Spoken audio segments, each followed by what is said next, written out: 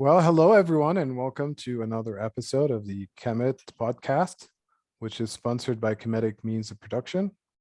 I am your host, Robert Bashara, and today our special guest is Jonathan Lockhart, also known as Jonomilo.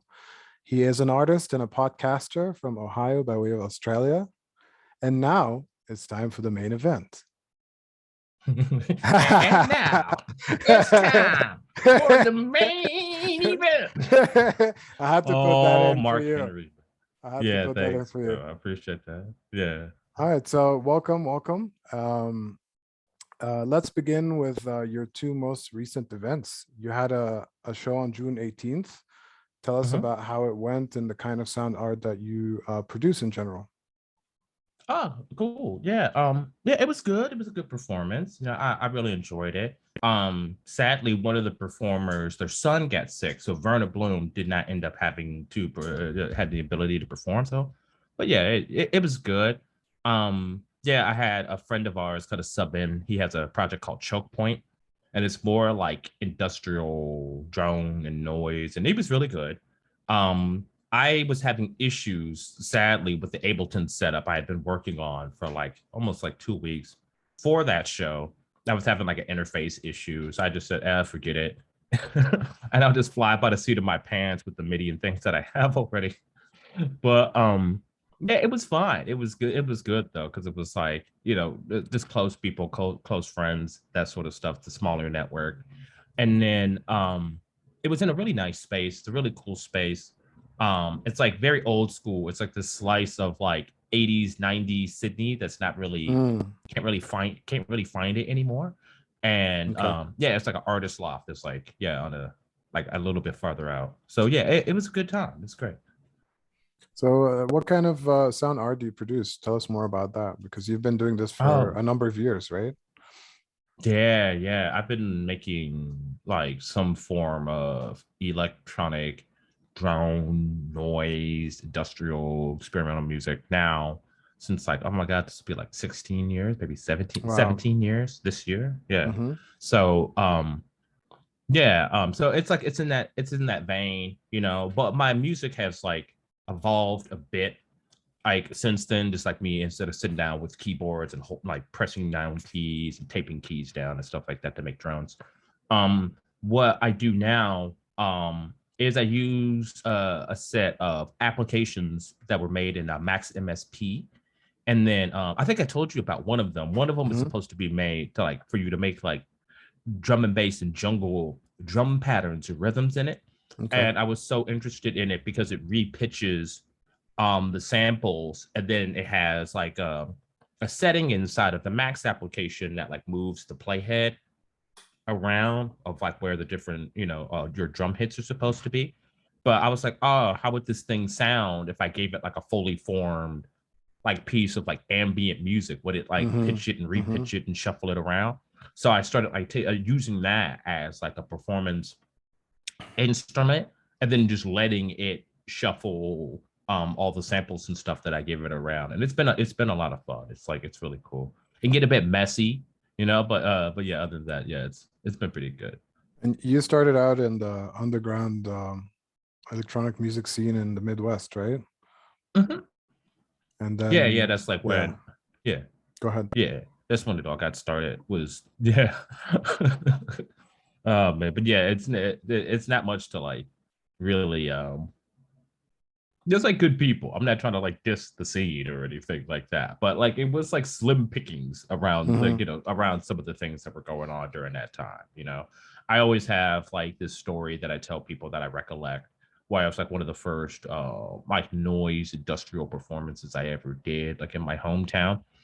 And this person like came up and tried to like unplug us from the wall, like we were playing at a bar, and this person came up and like tried to like pull our power strips with like all of our pedals and all of our keyboards and things on the stage. And then like like I said, just like the Midwest, so it's like berated. It's like, this ain't no music. What kind of heard that? Like, what's going on there? You know what I mean? Like, lady, we're like performing. This is like art. You got to let it happen. Like, Right. So there was a lot of resistance. And what town are we talking about? Dayton, Ohio. Okay, Dayton, Ohio. And now you're based in Sydney, Australia, right? Mhm. How's Yeah, the yeah. how's the scene there in comparison? Well, it can't really, you know what I mean? Like Dayton is barely a city holding together like 600,000 people. And this is like, you know what I mean? It's like Sydney is like a, you know what I mean? I wouldn't say it's like, it's not But like you Tokyo lived or in nothing Detroit like too, that. right? Yeah, I lived in Detroit for a long time. Yeah, Detroit area, long time. Um, yeah, those two would be a little bit more comparable as far as like size of Mhm. scene, network, etc. Okay. Right? Sydney is a, it's like a beast of a different color. It's like being like, oh, how did you go from moving from Mayberry to freaking London? Like, you know what I Right. mean? Like, Right. there's a like beyond the culture shock and all that sort of stuff. You know what I mean?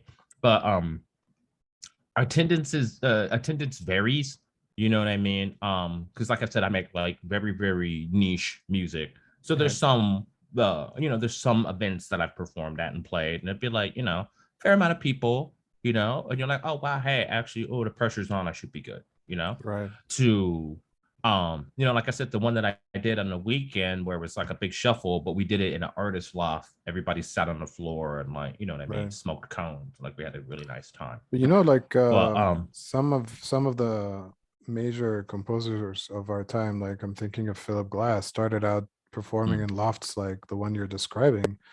And mm, he actually, I don't know if many people know this, but Philip Glass, when he had Einstein on the Beach premiere at the Lincoln Center, he was still driving a cab in New York City at the same time to support himself. And then he was doing these small performances in lofts in New York.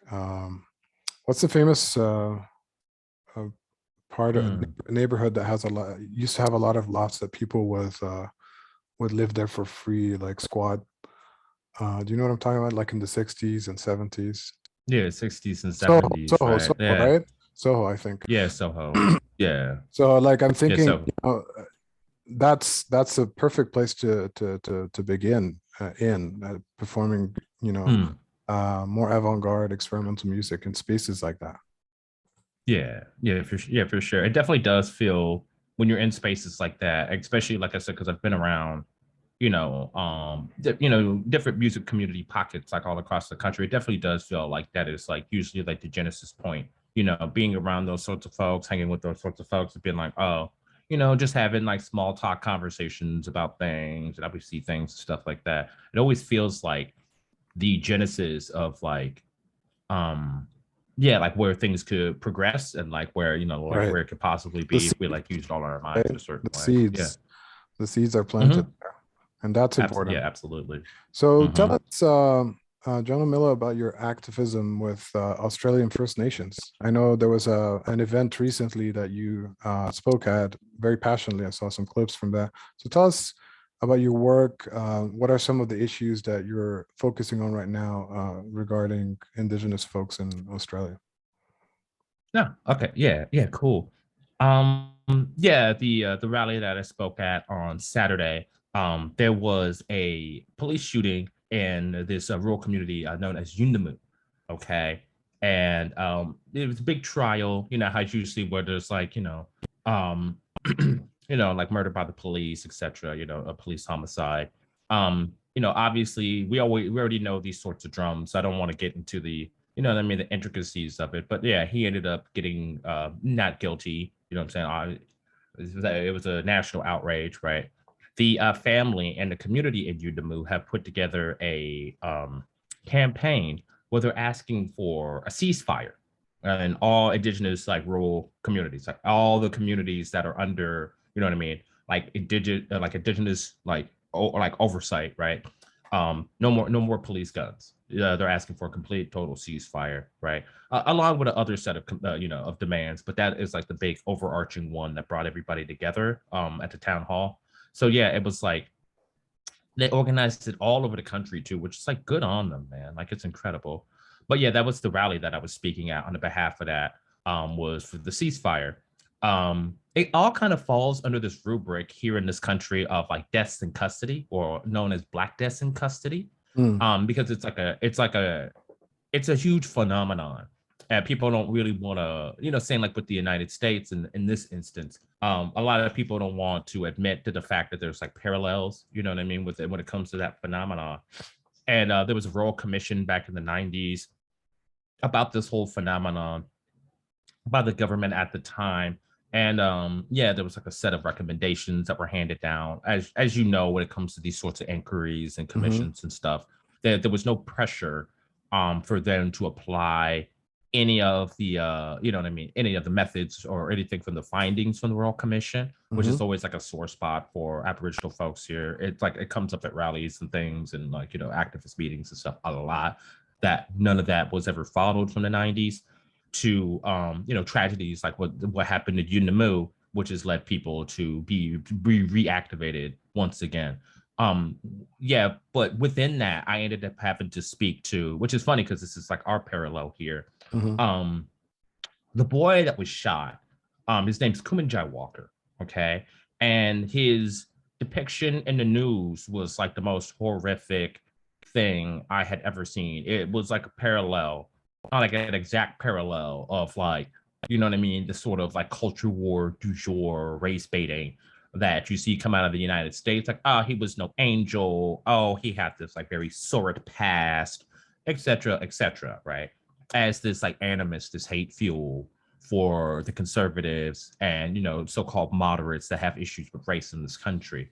So when I got up there at the rally, I was like, we need Black media, we need Black media research labs, we need people here in this country that work with law, that work with media to curtail this stuff, because this sort of stuff is dangerous. Otherwise, we won't see a potential end to this sort of phenomenon where people are depicted this way. Like it'll trickle down to all sorts of different presentations and identities of people, and that was like what I ended up having to speak to. So there's like a clear media bias and propaganda against racialized folks in Australia, which of course ends up creating an overall environment of hate and could lead to anything from hate speech to hate crimes, basically. Yeah, agreed. Yeah, 200%. And that whole thing deeply concerned me.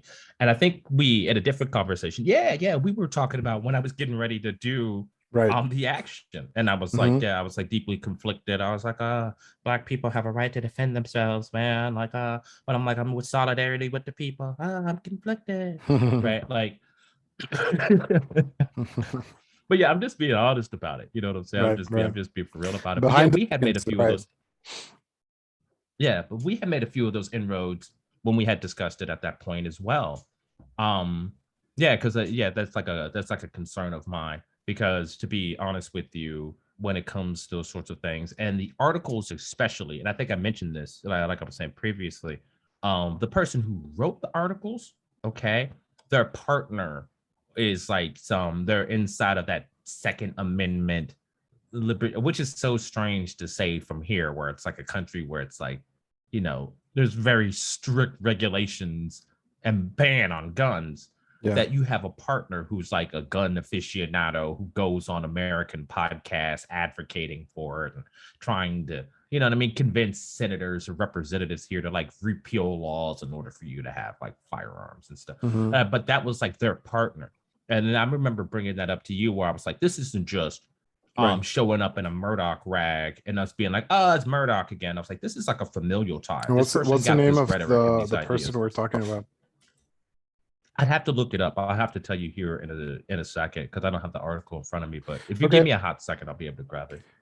Well, while you're looking, since you actually mentioned this a little bit, clearly there's some kind of relationship between the US and Australia when it comes to the far right movement.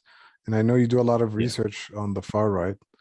What from your observation, from your studies, from living in both countries, what do you think are the main differences and similarities between the far right movement in the US versus Australia?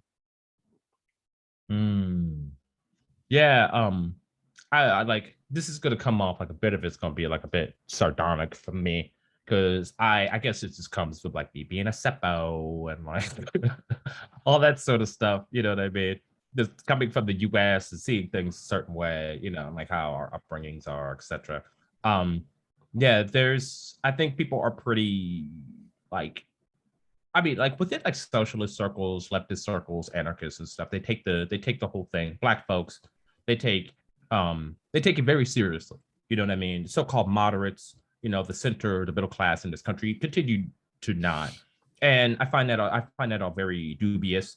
But yeah, one of the main things that has kind of like reignited the conversation about the far right here is the connection between the Buffalo shooter and the Christchurch shooter, which like I find as like a bit of, I mean, this is just like splitting hairs, but he's from New South Wales. He's like from a Mhm, town that's only about 5, 6 hours away from Sydney. mhm. Okay. Like, why don't we ever? This is just like mystified in the news where this man is from. He's just known as the man who just appeared in Christchurch. I find very interesting.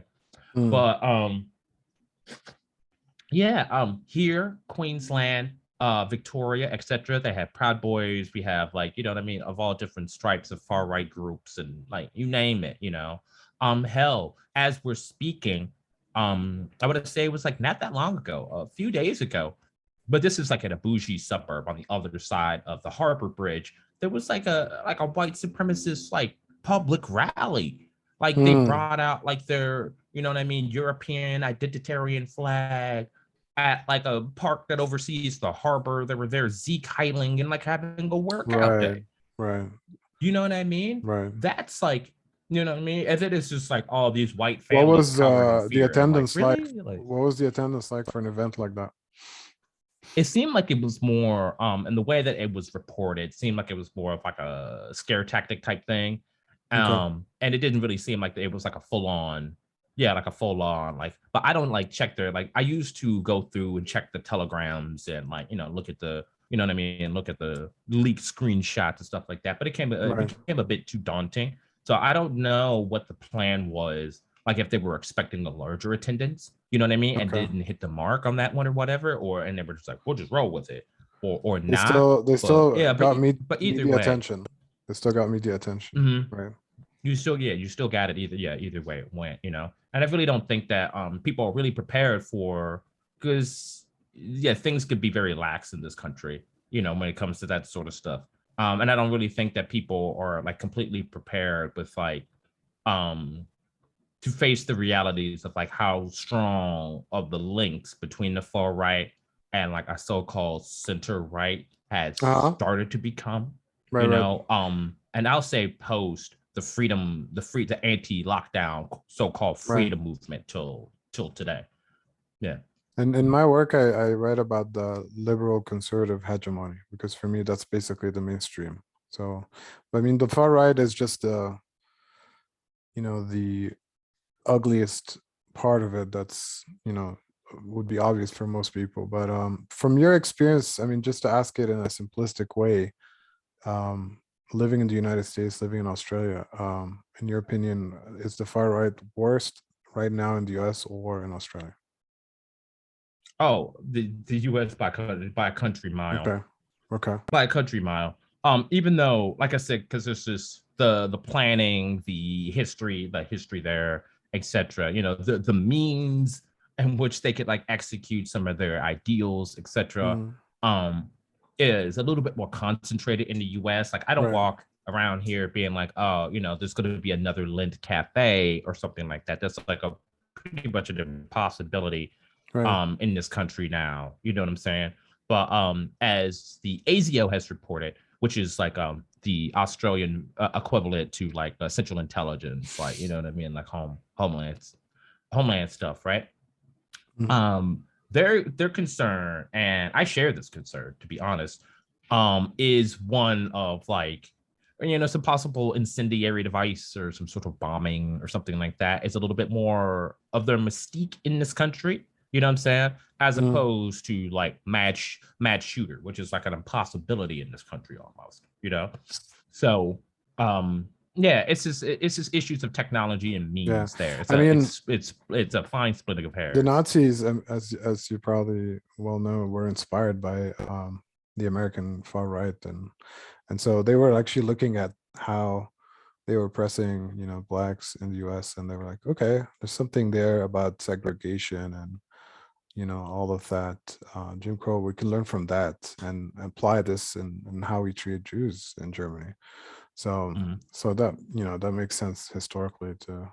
I just was curious about the scene in Australia because you obviously write a lot about that.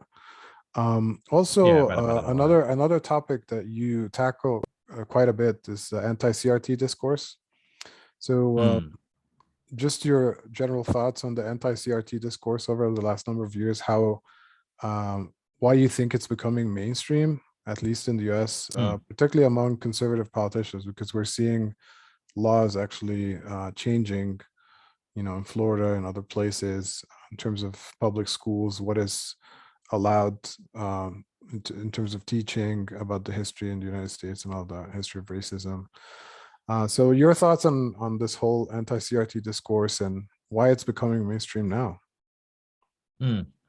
Yeah, one caveat. It has landed a bit here. The feather has come. The anti critical race theory feather has come to Australia as well. I don't know how pertinent. Time will tell. Because yeah, it's just a matter of like time and timing. You know what I'm saying? That the seed was planted here a little bit later, and we'll see the germination of it. I'm assuming here under this Labor government, and people will still be shocked and all. As you said, the liberal conservative conflation here, right? But yeah, the anti-CRT as it's like seen in the public, like right now, this is all like the Heritage Foundation, and stuff we've seen from like the 1970s, like on how they produce these scare campaigns and stuff like that, to the culture war soup du jour that the right loves swimming in presently. They love turning everything into some sort of like a cultural like linchpin that's gonna like save the nation if they get it or whatever, right? I see it as like because we've talked about wrestling and stuff. Like I see it as like myth. I We're think gonna it's get like to it's that. like I have them I trying. have some good questions on wrestling Yeah, later. Yeah. yeah. I see it as like myth making. You know what I'm saying? There's like there's a religious. There's no. They want you to discuss it as if they're like really truly discussing theology. You know what I'm Right. saying? Like Right. a erudite, like good faith conversation on theology. Right. It's not. It's not. You know what I'm saying? This is totally artificial. It's an artifice. This is like, you know what I mean? This is like the Coca-Cola equivalent of like having these like things explained to you by the right, if Yeah. they're allowed to hold the reins of the discussion. A lot of it comes down to just like attacking educators and attacking schools, and well, what we're going to replace it with, oh, this McDonald's-ified response. Betsy Davos knows someone at Prager, and they're going to give you some like really crappy packet that doesn't explain anything. It just tells you the founding fathers are great. That's history. How dare you? You know what I'm saying? Right. Like I Right. said, it's just a number of conflations like around it. And it But seems yeah, like like the it's 16.9 project was triggering. Obviously, it was like one of the elements there, and it's a project that has been actually criticized on the left as well. There's some different kinds of critiques regarding the picking that date, first of all, and why not start earlier and things like that. And the connections between like building, let's say, the African American identity in connection with American nationalism to some extent. There's some of the critiques relate to that question. Yeah. But what I'm curious about, and what I think needs further analysis, because I remember when I went to Governor State University in Southern Illinois for I got an MFA there in filmmaking. And I remember in one of the classes I took there, and this is more like maybe 13, 14 years ago. One of the profs was into cultural Marxism, which is kind of the foundation of anti-CRT. This idea that, the Frankfurt School, those German Jewish theorists, that escaped Nazism, came to the United States. They had like some kind of conspiracy to influence, basically the U.S. Culture and education. So clearly, at the heart of anti-CRT discourse is not just anti-Blackness, but also anti-Semitism, combined with anti-radicalism in general, specifically anti-communism. And all this stuff gets conflated, and it's a conspiracy theory. But I remember back then, this guy was so into it. but it was so fringe that it was laughable. Like, this is just one person who's, like really reading the wrong things and believes in this. But now it's so mainstream. Like, Yeah. someone like James Lindsay and others, they have like New York Times bestsellers, Amazon Yeah. bestsellers. I mean, they're reaching many, many people, clearly having a huge influence on politics because lawmakers are being convinced by this stuff. This is what I'm trying to understand. What happened over the last 2 years or so that made this Hmm. so mainstream? Because it was fringe. I mean, I was exposed to it a Yeah. while back, but it wasn't taken seriously. But now it's almost treated as if this is some kind of academic theory. It went from a conspiracy theory to being taken seriously. Hmm. Yeah, yeah. Yeah, and that's always my jam, is always trying to figure out like how do we go from myth, and that's like where I always stand, where I'm always like, how did we go from this conspiracy theory? How did we go from this myth? How did we go from this tall tale to something that's like actionable by people? It has always that's been the most fascinating thing to me, you know. Yeah, I don't know if I told you a little bit about like the short story that I wrote like back in 2015, Dawn of the New Ugly. It's like it's in all Yeah, my tag bio yeah, lines and yeah. stuff like Tell that. it, tell us. Basically it was like independent research done by me into the ideologies and like ideas, the myths of the far right, Mm, where I was like, what do you guys actually really want? And like, what do you really think is going to be like, you know what I mean, this ultimate standing or whatever, right? Like how all these things and if all your conspiracy theories were to like cascade into one another, like what would be the America that would be presented to you guys? And it's like a horrific scene. Like if you want to right. be like completely totally honest about it, you know what I'm saying? There's like this all this mad nativist stuff that happens, like the collapse of the dollar, but then you know what I mean, nothing happens, you know, chaos and violence in the streets, etc. That's like what they purport. That's like this is like this directly from me copying and pasting people's fanfic Yeah, and spam and then making it like, you know what I mean, articulable and like a Google document. I was like, none of this actually came from me. I just cleaned it all up. You know what yeah, I'm saying? Like this was just like I scripted it all. And I was like, this is a very grim scene. You know what I mean? And it fascinated me so much after I had done that little experiment and to the ideas that you were talking about, where it's like, how did it go from these right, fringe people in 2015 on a website to this is what you guys actually believe about COVID. This is what right. you guys actually So, believe so about race, why etc. do you think Yeah. it's popular, more popular today, from your observation?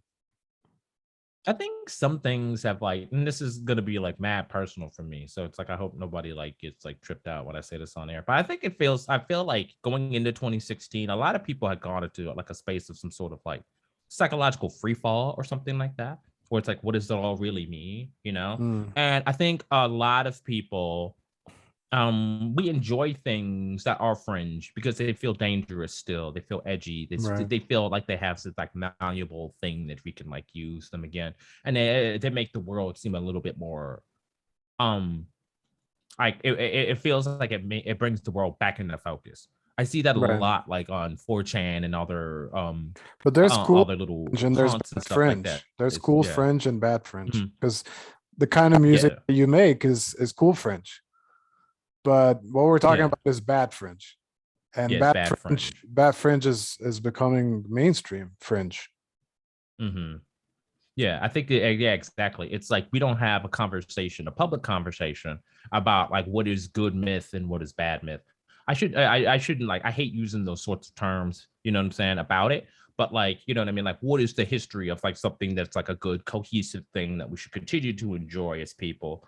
And like what is this thing full of all this like vitriol and hate? And as you pointed out, like, a history of like freaking Nazism, etc. Yeah, Um nobody likes to dig into that, especially those anti-CRT people. They hate that. They hate that so much where it's like, right. have you even inspected the history of what you're talking about? They're Well, never fans of their this. biggest enemy is history because I mean a lot of the banning is regarding to how we teach history and what we include, and so clearly history is the enemy, Hmm. True. right? Yeah. Oh So yeah. I think we became friends, Jonomilo, through our common interest in Black male studies, and particularly the work of Dr. Tommy Curry. So if you Yes. can tell us, what do you appreciate about BMS and perhaps some of your key takeaways? Oh man, like it's been a while, but because I've been reading so much like academic literature, like in that whole sphere, and like I want to be like number one, like I want to be so like crystal clear on that. That's like probably one of the greatest books I've ever read, man. Like, So we're and I talking about like, man not, right? yeah, we're talking about the man now. Like I know a lot of people throw that sort of stuff around, and like I want to be like crystal clear, okay? Like, you know what I'm saying? Like I come from like an arts, like an organizing like background. Like people would like introduce me to things because, you know, like I said, I'm like, you know, adjacent to a lot of like stuff, you know, like as we were saying, like, you know, with my activist work. So it's like I've read Bell Hooks, I've read Angela Davis, I've read all these people because like I wanted to be like, you know, the good ally, etc. Right. But like as things continued to progress, like into the 2010s, I had the same sort of issues with dealing with like the history of race and racism and gender in this country, you know. Sorry, when I said this country, the United States, right? Mm-hmm. Um, and I didn't really have anywhere to turn. I would try to ask people in different circles about like, you know, my ideas, my philosophical ideas about like what was going on with it, right? And like I said, like now this is just like you know, this is like a black male patriarchal thing. This is a male thing. Well, this is just racism thing. Like, you know what I mean? And I really didn't get too many great, like, very solid answers until I found out about that book. Until I found out about the man now, and was like blown away. It was absolutely blown I'm away. I curious was like, how you wow. came across it in the first place, just out of curiosity. I'm trying to remember. There was like some appearance that Dr. Curry had done. I think it was on, yeah, Yvette Carnell. This was 2017, maybe Okay. 2016. And that's like when I had like completely figured out who he was. Like, because I was always looking for people who had like, you know, across YouTube and through podcasts and stuff like that. And I think I had watched a fair few of his Rod Redding appearances at that point and was like, this guy's on fire. I You know. know what I mean? I was like, this dude actually he really knows his stuff, man. And then yeah, eventually afterwards, I had found out that he had done the book The Man Now. Yeah, and I want to say that was like 2017, and then I ordered it, and then it was like, and I flew through that book. It was incredible. Like I couldn't put it down. For Yeah, me, I mean, I call him the goat of Africana philosophy. I'm trying to like propagate this phrase, and he laughs, he loves it.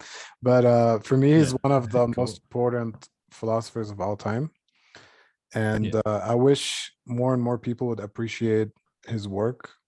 You know, because mm, there's this unfortunate tradition of like we appreciate philosophy, you know, after the philosophers have passed away, right? yeah, And here we have a living philosopher who is, you know, producing incredible work. um Definitely one of the most intelligent people I've ever met in my life. And you know, so many people unfortunately undermine his work and haven't even engaged with it, but they, you know, they're not open-minded to even engage with it. And you know, you're familiar yeah, with this because you see it all on Twitter. I mean, the best example would be all the stuff that happens there. um yeah.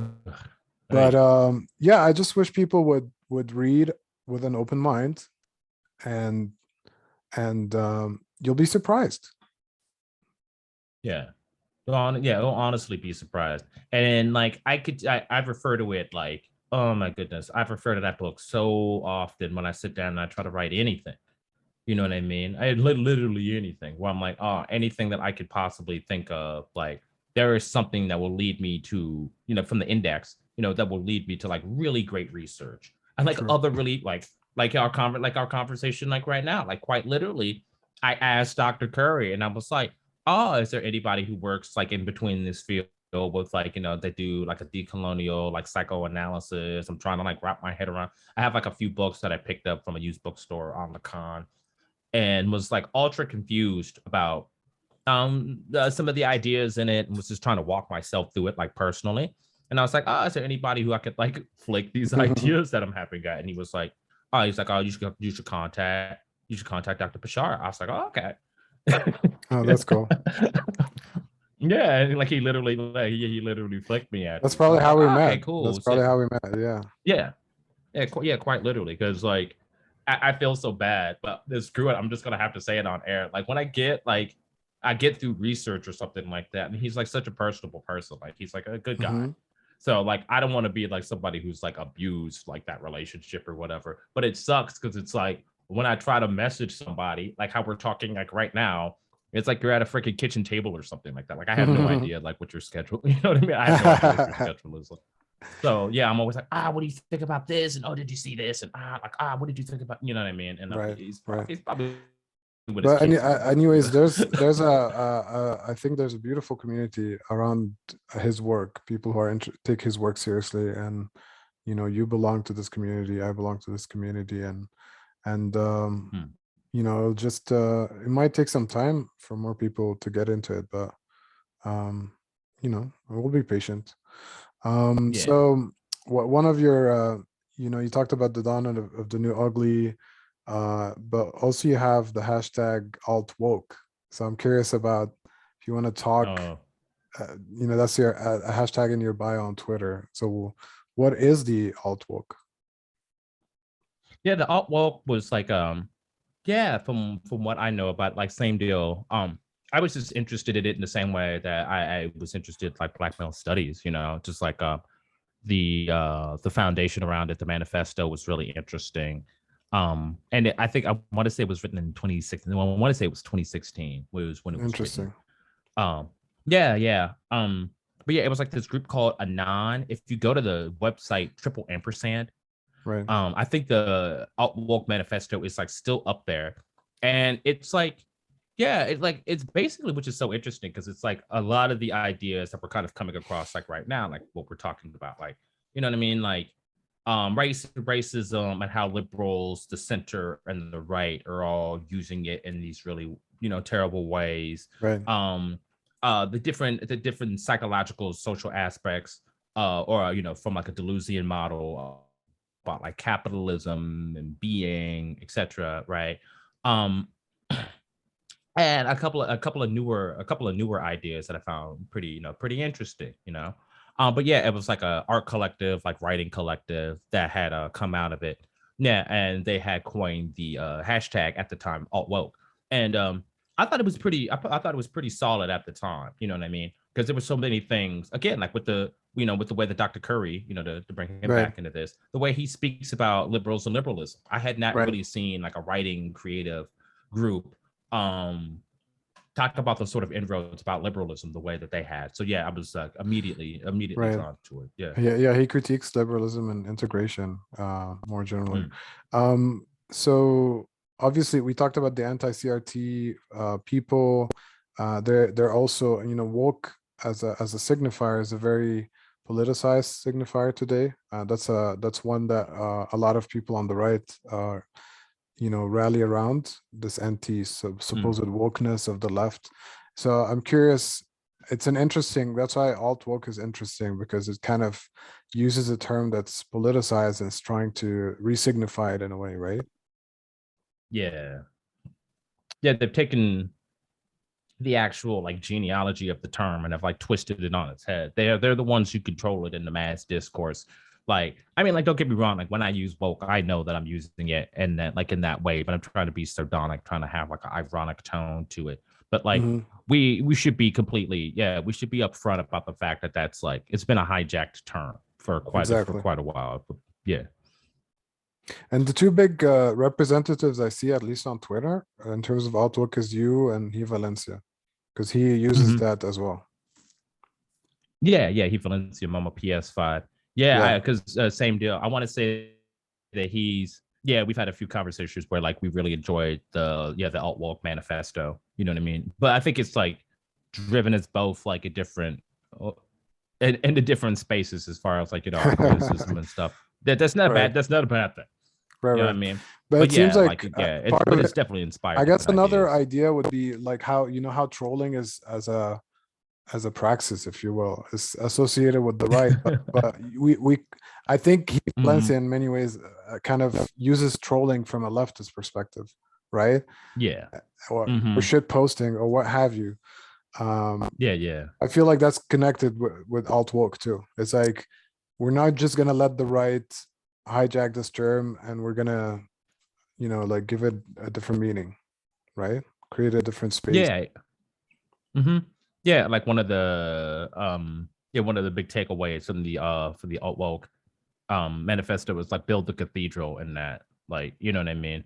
Like, yeah, we should, which is like, I keep jumping the gun. I'm sorry, but yeah, like why I continue to be so obsessed with, like, with professional wrestling. It's like, yeah, it's like build a cathedral, you guys. Like, we talked Right. about this before. Like, we don't Well, have this many is like actually coherent a myths great on, like, segue yeah, because this perfect, is the most cool. important question here. I know you're very passionate about professional wrestling.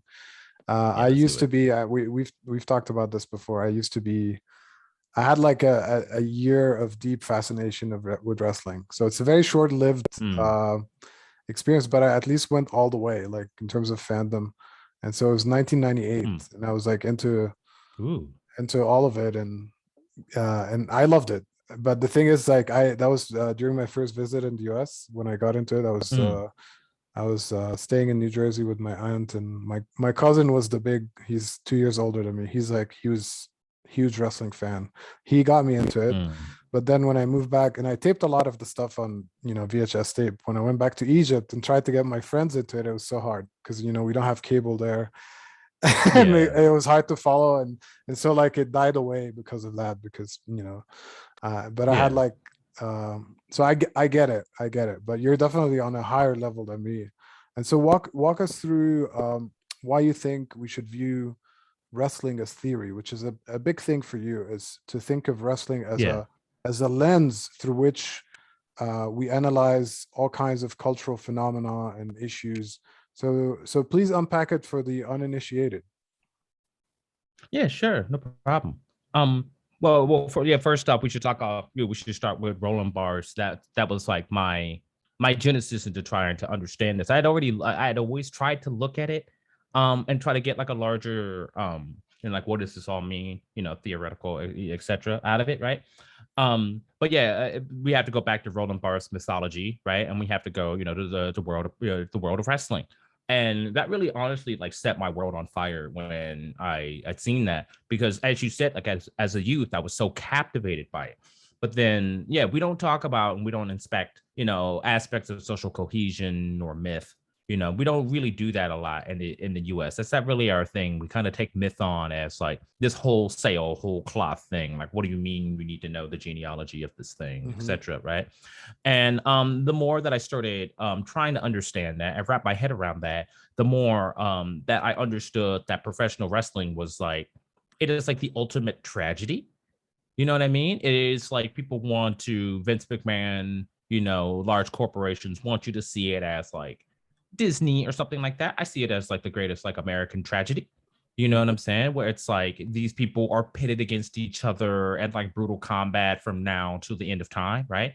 And Right. then also, their harrowing experiences and stuff like that, etc. When we really truly think about it, it's like, professional wrestling and it's like storylines, like its highest peaks are a bit macabre. You know what I'm saying? Like they Hmm. verge on the blood sport and the ultra violent. So yeah, those things had always fascinated me about like why people, like hundreds of thousands of people, are like roaring and chanting and cheering around this stuff, right? And I finally came to the conclusion that it's not about like Hulk Hogan the superhero or Stone Cold or Steve Austin the superhero. No, it's not that. That's not the myth. The myth is like, it's me and you. You know what I Mm. mean? That's us engaged in struggle and battle. That's us engaged in tribulation. And that's like how I came to, yeah, those aspects of the theory. Yeah. Yeah, and one of the things we talked about is how it's a popular art form. So, I mean, part of the people that don't appreciate wrestling is that they look down on it. Let's be honest. Like they see it Yeah. from a kind of, or either they look at it as, oh, this is fake, oh, this is scripted, but then they still engage with reality TV or even politics, which is not that different. It's all scripted anyways, right? Yes. Yes. So, or Precisely. they look down on it as like a lower art form, which is in a way, Mm-hmm. um, I think couch within that is um, kind of despising the working class, to be honest. Oh yeah. If Oh you yeah, think for about it, sure. it's Cause a like, working class art form. oh yeah, it is the Yeah, and we talked about this, as well, like in a previous conversation, where like it's just like a false consciousness that they're like, endowing, or is this like the real, it's just like the real thing that's going to energize people, etc. Right? Yeah, a lot of people try to take it down to like lowbrow art and like, oh, this is just Right. for rednecks. This is down here with the monster trucks and all that sort of stuff. You know what I mean? And I find that wholly insulting. Like, I can't believe that you would couch like your classism you know what I Yeah. mean? And like, around these sorts of ideas of entertainment. And again, like I said, like being the staunch defender of it as like, as like a theater practice genre, action genre or whatever you want to, being a staunch defender of it has made me find all those sort of inroads when people talk about like class and classism.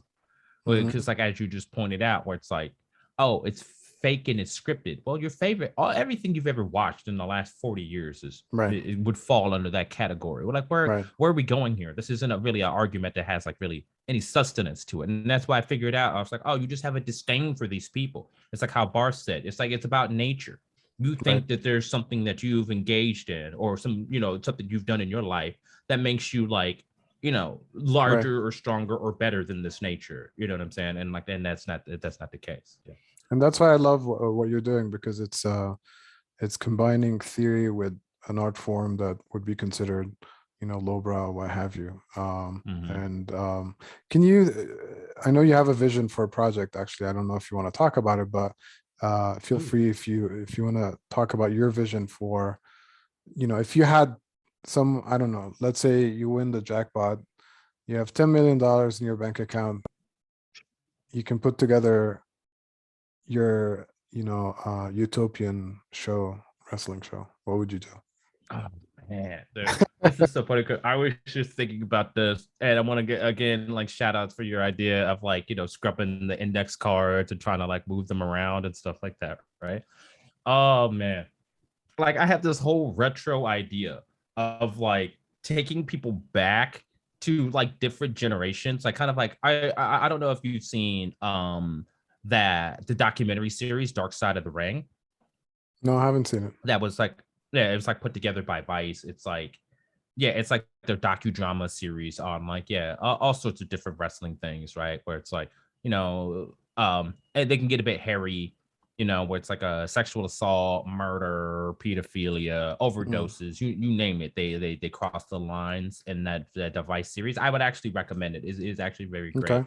The documentary series. But the thing that I would want to do, I guess, and like I said, like not to aggrandize any of it, you know what I'm saying? But I would like to take people back to that era, but then flip a lot of the tropes and stuff like on its head, where it's like, making black champions, making gay champions, making queer champions, and like the crowd not knowing what to do with it and how to handle it. But then the inverse happens, it's still millions of people watch it because they still want to see the comeuppance of the black champion and stuff like Hmm. that, right? But then shoot it as if we're back in 91, shoot it as if we're back in 97, etc. You know what I mean? To give it this sort of like vintage Right. feel, because people really dig that sort of stuff, like the series Glow, Yeah, I but a was little thinking bit about. more, I was yeah, a little thinking bit about more it. grounded, yeah. I would. Mhm. But yeah, It's that, that they yeah, canceled that show. I mean, they were supposed to have more seasons, and it got canceled. yeah, I don't know if it was a COVID thing. Yeah, I don't know if it was a COVID thing or what the deal was. I enjoyed it. And I enjoyed the writing, and the complexity of the characters. Yeah. But yeah, I just wanted to, because there's so many other rumors and myths and stuff like that around like what has happened in locker rooms from the 80s and Yeah. Yeah. 90s and Yeah. 70s and stuff. I would like There's to, yeah, I more. would like to see them like, there's more. Yeah, there's more history there. And I'd like to see them.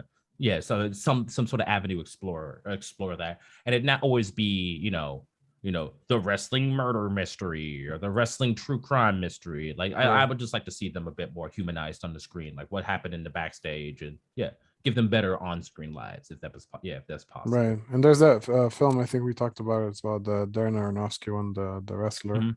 which I The wrestler. believe the comes closest to what you have in mind in terms of humanizing the tragic hero, who is Yeah, very yeah, flawed, precisely. but still, there's hubris and all these elements that are admirable, that makes us Mm. engaged as viewers. Which again is really funny that you should bring that up because A24, I'm sure you know about A24. They did that movie. What's the newest one? the brand new one, because I'm old, so I'll be like, did you watch Uncut Gems? But no, what is the new one? They just did one where it's like everything everywhere all at once. I think Oh is the yeah, name of yeah, the new A24 yeah, film. yeah. I saw that. They It's just great. announced. Oh yeah, I haven't got a chance to watch it yet. But yeah, I heard that it's good. It's creepy. They just announced that they're going to do a wrestling film, Oh wow. A24, and it's gonna star Zac Efron, and it's about this family in Texas known as the Von Erich family. And yeah, they're the same deal. There's a Dark Side of the Ring episode on the family. Tragedy Okay. bestows the family. Like I think 4 out of the 5 brothers die, all due to some wrestling related thing. Right. People in Texas swore that the family was cursed, etc. Right. But A24 is going to do a film on them, and Zac Efron's going to be in it. So it's going to be like the rehashing, the rehabbing of the career of like Adam Sandler through Uncut Gems. I think is what's going to happen to Zac Efron in Interesting. this Von Erich piece. Yeah, for sure. So back to the idea of wrestling a theory. If you can provide us with a concrete example of, let's say, a big cultural issue or anything politically related that you can analyze quickly for us through the lens of wrestling, as a way of applying it, because not only do you use theory to understand wrestling, but you use wrestling to understand reality, society, to analyze culture, right? Yeah, absolutely. Well, which again is funny because we were talking about the whole all these different aspects about like around anti-Semitism and it's like its roots like in the US and whatnot, right?